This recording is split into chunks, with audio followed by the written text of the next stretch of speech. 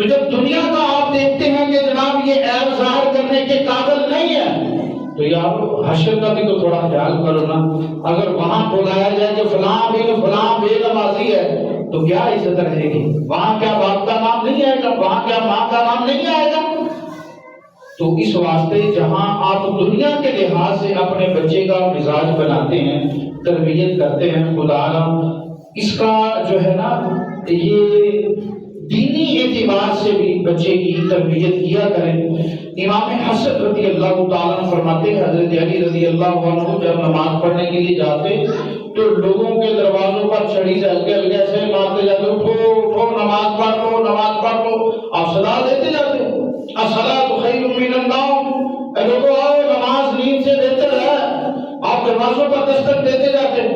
تو امام حسن رضی اللہ تعالیٰ فرمایا بھائی اب یہ ذمہ داری مجھے سونپ دیں تو میں یہ کام کر لیتا ہوں۔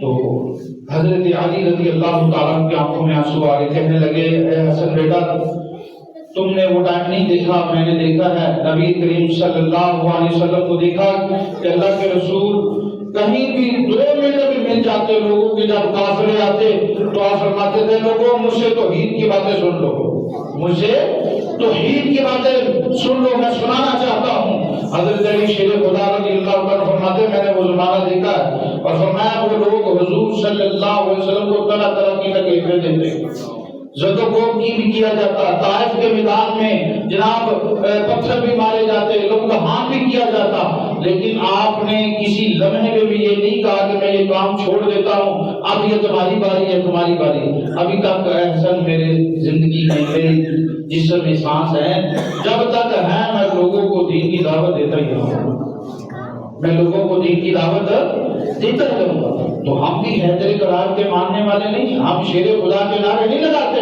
تو ہمیں بھی کوشش کرنی چاہیے کہ ہم جب نماز کے لیے آئیں تو اپنے دوست و احباب کو، اہل و عیال کو اپنے دعوت دیتے ہیں کہ اور یار نماز کا ٹائم ہو گیا نماز پڑھ لیں۔ یہ نئے سال کی ابتدا بھی ہے، ہم تحیہ کریں، ارادہ کریں کہ پورا سال جناب گناہوں میں گزرا، بے نمازی کی حالت میں گزرا، اب ہم نئے سرے سے ارادہ کرتے ہیں کہ ہم نئے سال کا آغاز اللہ کی عبادت سے کریں گے، ہم نماز پڑھنا شروع کرتے ہیں۔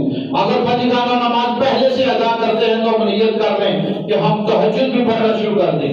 یہ ہے نئے سال۔ اب دیکھیں جیسے ہی نیا سال شروع ہوگا بے حیائی عام ہو جائے گی، اور نیو ایئر نائٹ کے نام پر پتہ نہیں کیا کیا بدکاریاں کی جاتی ہیں، آتش بازی پر کروڑوں روپیہ لگا دیا جاتا ہے، لیکن رب کی عبادت کی طرف نہیں آیا جاتا، اسے ہم مایوس سمجھتے ہیں۔ اس لیے میرے پیارے بھائیوں نماز سب سے اہم رکن ہے۔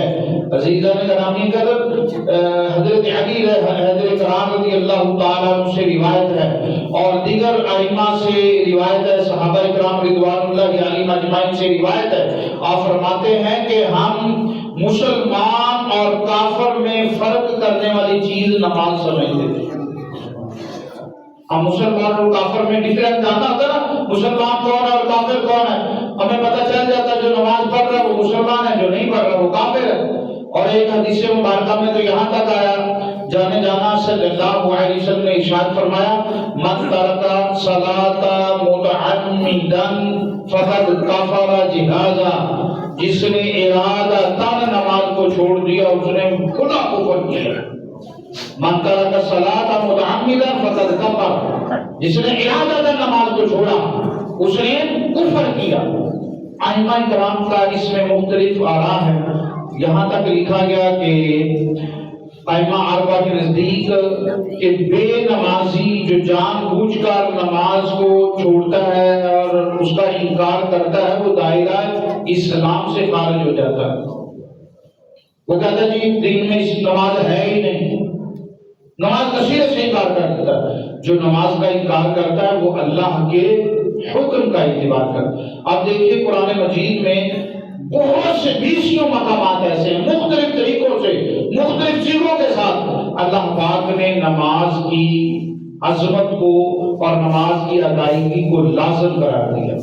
اقیموا الصلاۃ کیف تقوا انفسکم واہلیکم نارا، ہے لوگوں تم اپنے آپ کو اور اپنے گھر والوں کو جہنم کی آگ سے بچا لو۔ اور جہنم کو ٹھنڈا کرنے والی جو چیز ہے نا وہ سجدہ. جتنا اللہ کی بارگاہ میں جھکے گا اللہ رب العزت اتنی شانیں اور عظمتیں عطا کرے گا. تو نماز مسلمان اور کافر میں فرق کرنے والی ہے. اور ایک محدثین فرماتے ہیں عطا کریم اس نے ارشاد فرمایا بین الرجل و بین الکفر ترک الصلاۃ. آدمی اور کفر کے درمیان فرق کرنے والی چیز جو ہوتی ہے وہ نماز کا چھوڑنا. نماز کا چھوڑنا. کہ جو نماز چھوڑتا ہم سمجھتے تھے کہ یہ اب مسلمان نہیں رہا تو اس کے خلاف تعلیمی کارروائیاں کی جاتی تھی. تو اس واسطے ہمیں کوشش کرنی چاہیے کہ نماز کی باقاعدگی سے نماز کو باقاعدگی سے پڑھیں. اور عزیزان گرامی اگر ایک سنن دارمی کی حدیث مبارکہ بین العبد و بین الشرک و بین الکفر الا ترک الصلاۃ کہتے ہیں بندے اور شرک اور کفر کے درمیان جو فرق کرنا ہے وہ نماز ہے. وہ کیا ہے؟ نماز ہے. اور بہت سے ایسے مقامات ہیں جس میں نماز کے تارک کو قتل کا فتویٰ دیا گیا. نماز چھوڑتا ہے نماز اسے قتل کر دو. وہ نیا فتنہ پھیلا رہا ہے, نئی چیزیں گھڑ رہا ہے. آج ہم ہر چیز کو کہتے ہیں وہ جناب اس نے ایسے کر دیا. کبھی ہم نے یہ نہیں دیکھا کہ یار یہ نماز بھی پڑھتا ہے کہ نہیں پڑھتا. یہ قرآن کیونکہ نماز وہ ہوتی ہے ان الصلاۃ تنہی عن الفحشاء والمنکر والبغی کہ نماز وہ ہوتی ہے جو تجھے بے حیائی سے روکے, جو تجھے بری باتوں سے روکے, جو تجھے منکرات سے منع کرے. تو یہ نماز ہے. اگر تیری نماز ایسا نہیں کر رہی تو اس نماز کے پڑھنے میں بھی فرق ہے. اور عزیزان گرامی قدر نبی کریم رؤوف الرحیم صلی اللہ علیہ وسلم کا ارشاد گرامی حضرت عبادہ بن صامت رضی اللہ تعالیٰ عنہ سے روایت ہے. آپ فرماتے ہیں کہ مجھے 7 چیزوں کا حکم دیا گیا. کتنی چیزوں کا؟ 7 چیزوں کا حکم دیا گیا. ان 7 چیزوں میں سے جو دوسری چیز تھی وہ نبی کریم صلی اللہ علیہ وسلم نے فرمایا وہ نماز کو ارادتاً چھوڑنا. تو فرمایا جس نے نماز کو من ترک الصلاۃ متعمدین فمن ترک متعمدا فقد خرج من المنہ کہ جس نے بھی ارادتاً نماز کو چھوڑا وہ ہماری ملت میں سے نہیں ہے. وہ ملت اسلامیہ سے خارج ہے جس نے نماز کو چھوڑا. آج ہم دیکھتے ہمارے نوجوان ہمارے بزرگ نمازوں کو کتنا ضائع کرتے, بڑے شوق سے ذوق سے ضائع کر دیتے. ہوٹل اور جناب چائے خانے آباد ہیں, مسجدیں بھی آباد ہیں. مسجد میں 5-6 نمازی ہوں گے, ساتھ ہی ہوٹل ہے جہاں ٹی وی لگا ہوا ہے, وہاں جناب بھرا ہوا ہے چائے پینے والے. پتا انہیں بھی ہے جب اذان ہوتی ہے تو آواز کو اٹھا کر لیتے ہیں, پتا انہیں بھی اذان ہو رہی ہے, لیکن نماز کے لیے نہیں آتے. اگر نماز نے کہا بخشانا نہیں, نماز کا تمسخر اڑاتے, نماز کا جو ہے مذاق اڑاتے. اور اس پہ بھی محدثین نے بڑی پکڑ کی. جو نماز کا مذاق اڑاتا ہے نا فرمایا وہ بھی ایمان والا نہیں, وہ بھی ایمان والا نہیں. جس نے نماز کا مذاق اڑایا وہ بے ایمان ہے. اس کے اب تو سوشل میڈیا پہ نمازوں کے اتنے مذاق اڑائے جاتے ہیں. یہ حال ہی میں کوئی ٹک ٹاکر تھا وہ جناب نماز کا مذاق اڑا رہا تھا, نماز پڑھ رہا, پتہ نہیں کیا کیا حرکتیں کر رہا. ایک دوست نے مجھے سینڈ بھی کیا تو میرا خیال ہے کہ اسے پکڑا بھی ہے پولیس نے شاید. تو ایسے ہم نا لوگوں کے ویوز لینے کے لیے اور لوگوں کے مشہور ہونے کے لیے ہر وہ کام گزرتے ہیں جس سے اسلام نے منع کیا, جس سے اللہ اور اس کے نبی نے منع کیا. ہر وہ کام کر گزرتے ہیں. دنیا کی آمدن کے لیے ہم اپنے دین کا بیڑا غرق کر لیتے ہیں. خدا اللہ کا خوف کرے. یہ زندگی ہمیشہ نہیں رہنے والی ہے. یہ زندگی نے سدا ساتھ نہیں دینا ہے. آج ہے تو کل کو اعلان بھی ہو رہا ہوگا. جو ساتھی حرم میں گئے ہیں اللہ سب کو جانا نصیب فرمائے. وہ دیکھتے ہوں گے کہ ہر نماز کے ٹائم کتنے جنازے ہوتے ہیں وہاں پہ. ہر نماز کے ٹائم ایسے لائنیں لگی ہوتی. یہاں تو ہمارا محلہ نا کوئی اس مسجد میں امام جنازہ پڑھانے جا رہا, کچھ ہوتے محلے میں جنازے ادھر بھی ہو رہے ہیں, لیکن جہاں سامنے نہیں ہے دور دور ہے ایریا وہاں وہ حرم قریب پڑتا ہے تو لوگوں کی خواہش ہوتی ہے کہ امام کعبہ جو ہے جنازہ پڑھا دے. تو وہاں پہ جناب ہر نماز کے ٹائم وہ فجر ہے, ظہر ہے, عصر ہے, مغرب ہے, عشاء جیسے ہی سلام پھیرتے ہیں نا تو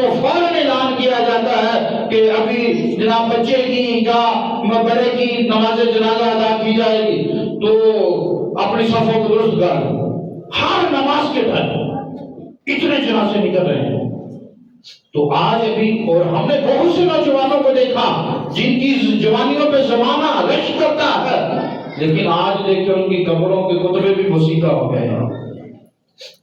تو خدا را اس سے پہلے کہ رب تجھے اپنی طرف بنا لے، تو رب کی طرف چل کے آ جا، تو نماز پڑھنا شروع کر دے۔ نمازی کی بہت زیادہ مقامات ہیں، 20 احادیث نماز کی فضیلت میں وارد ہیں۔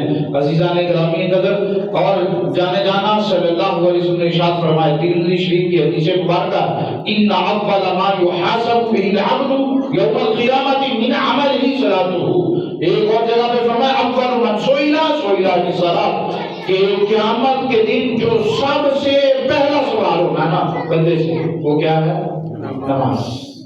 ہم اپنے بچوں کو پیپروں کی تیاری کرواتے ہیں، استاد جو ہوتا ہے نا اس گائیڈ لائن دیتا ہے، بیٹا پہلے سب سے پہلے جو آپ نے کیا کرنا ہے، کوسچن پیپر کو غور پڑھنا ہے، سوالات کون کون سے، یہ نہ ہو کہ پہلا سوال دیکھا پھر جلدی نہیں کرنی، پہلے کیا کرنا، اپنے کوسچن پیپر کو ریڈ کرنا، اچھے طریقے سے پڑھنا، پھر پڑھنے کے بعد دیکھنا کہ سب سے زیادہ اچھا کون سا سوال آتا ہے، سب سے بہترین سوال جو آتا ہے وہ سب سے پہلے کرنا ہے۔ First impression is the last impression, کہ پہلا جو اثر ہوتا ہے کہتے ہیں آخر تک قائم رہتا ہے، تاکہ چیکر کو پتہ چلے کہ جناب اس بچے کو بڑا کیا آتا ہے۔ تو پہلا سوال وہ کرنا جو تمہیں سب سے زیادہ آتا ہے، اور پھر دیکھنا جو تجھے سب سے کمزور آتا پھر ہوگا، آخر میں پھر وہ کرنا جو تجھے سیکنڈ لاسٹ آتا تھا اچھا آتا ہے۔ اس طرح امپرومنٹ کی ہے، بچوں کو جناب سمجھایا جاتا ہے کہ سب سے پہلے وہ کرنا جو تمہیں سب سے زیادہ آتا ہے۔ اور ہمیں کیا ان سوالوں کا پتہ ہے کہ کون سا سوال آنا؟ کبھی استاد نے بتایا کہ سب سے پہلے یہ سوال آئے گا بیٹا یہ یاد کر لو، پتہ ہوتا ہے؟ پورا سلیبس بچے کو پڑھایا جاتا ہے، کتابوں کے انبار لگائے جاتے ہیں، ٹیسٹ پیپر آتے ہیں، ماڈل پیپر آتے ہیں، ٹیسٹ سیشن کیا جاتا ہے، 3 مہینے دن رات بچوں کو جو نیندیں حرام کر کے انہیں پڑھایا جاتا ہے کہ سال کی محنت ہے یار کہیں ضائع نہ ہو جائے۔ ہزاروں روپیہ ان کی فیس پہ لگایا جاتا ہے، اس کی ٹیوشن فیس پہ، اس کی اسکول کی فیس پہ، یعنی 1 سال کی محنت، 1 سال کی محنت کا اتنا اعتبار ہے تمہیں، اتنا خیال ہے تمہیں، اور پوری زندگی کی محنت کا خیال نہیں کہ جب وہاں جا کے، یہاں تو کسی ادارے نے بتایا ہی نہیں، جس کے پیپر کا پتہ چل جائے ویسے پیپر لیک ہو گیا وہ کینسل بھی کر دیتے ہیں کہ فلاں پیپر لیک ہو گیا تھا، اس کی تاریخ بعد میں دے دی جائے، چاہے بعد میں وہی کوئی پیپر آ جائے، لیکن اس وقت وقتی طور پر پیپر ڈیلے کر دیا جاتا ہے، ختم کر دیا جاتا ہے۔ اگر ان کے سوالوں کا پتہ عوام کو چل جائے، طلباء کو چل جائے، تو پیپر کیا ہوتا ہے؟ کینسل ہو جاتا ہے۔ یہ ہمارے دنیا کا امتحان ہے، لیکن آخرت کے امتحان میں اللہ رب العزت نے کھول کے بیان کیا، یہ نہیں کیا کہ رب نے فرمایا کہ میں جو چاہے پوچھوں، حالانکہ وہ قادر ہے، پوچھ سکتا ہے، کون ہے اس کو روکنے والا؟ وہی جبار ہے، وہی قہار ہے، مالک یوم الدین، جزا کے دن کا مالک ہی وہ ہے، وہ جسے چاہے جو چاہے سوال کر سکتا ہے۔ لیکن رب نے ہر چیز کو کھول کے بیان کیا، فرمایا نبی کریم صلی اللہ علیہ وسلم، لوگوں سب سے پہلے رب نے جو سوال کرنا ہے وہ نماز کا ہی کرنا۔ پیپر آؤٹ کر دیا، بس تیاری کا بھی دیا کہ جو نماز پڑھے گا اس کا درجہ یہ ہے، جو روزے رکھے گا اس کا مقام کیا ہوگا، جو حج و عمرہ کرے گا اس کا درجہ کیا ہوگا، جو صدقہ و خیرات کرے گا اس کا مقام کیا ہوگا، جو زکات دینے والا ہوگا اس کا درجہ کیا ہوگا، جو لوگوں کی اصلاح کرے گا اس کا مقام کیا ہوگا، جو خیر میں بڑھ چڑھ کر حصہ دے گا اس کا مقام کیا ہوگا۔ ہر چیز خالق کریم نے کھول کے بیان کی، لیکن اس کے باوجود جناب ہم اس میں حصہ ہی نہیں لیتے۔